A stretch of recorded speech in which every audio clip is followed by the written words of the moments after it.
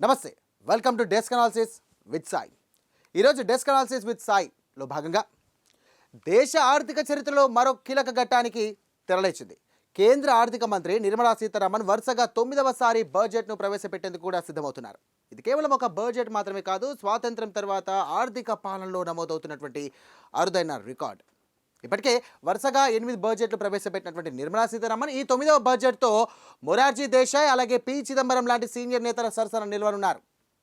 అంతేకాదండి, అత్యధిక సార్లు బడ్జెట్ ప్రవేశపెట్టిన మహిళా ఆర్థిక మంత్రిగా కూడా ఆమె స్థానాన్ని మరింత బలపడనుంది. ఈ బడ్జెట్కు రాజకీయంగా కూడా ఎంతో ప్రాధాన్యత ఉంది.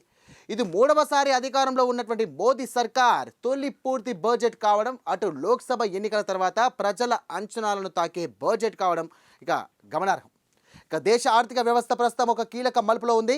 వృద్ధి రేటు నిలకడగా ఉన్నప్పటికీ ఉద్యోగాలు, ధరల పెరుగుదల, మధ్యతరగతి భారాలు, అలాగే వ్యవసాయం, స్టార్టప్లు, ఎంఎస్ఎంఈ రంగాలపై కూడా ఆశలు పెరిగాయి.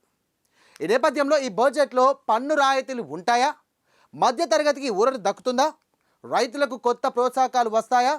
మౌలిక వసతులు కానివ్వండి, పెట్టుబడులకు మరింత ఊపినిస్తారా అనే ప్రశ్నలు దేశవ్యాప్తంగా చర్చనీయాంశంగా మారాయి.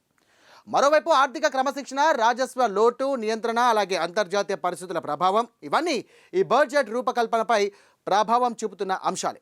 మొత్తానికి 9వ బడ్జెట్ కేవలం సంఖ్యల ప్రకటన కాదు, ఇది మోదీ సర్కార్ ఆర్థిక దిశను, రాబోయే 5 ఏళ్ల అభివృద్ధి బాటను చూపించే ఒక రోడ్ మ్యాప్గా మారనుంది. ఈ బడ్జెట్ ఆశలకు తగ్గట్టుగా ఉంటుందా లేదా ఆశలకే పరిమితం అవుతుందా అన్నది బడ్జెట్ ప్రసంగం పూర్తయ్యాకే స్పష్టమవుతుంది.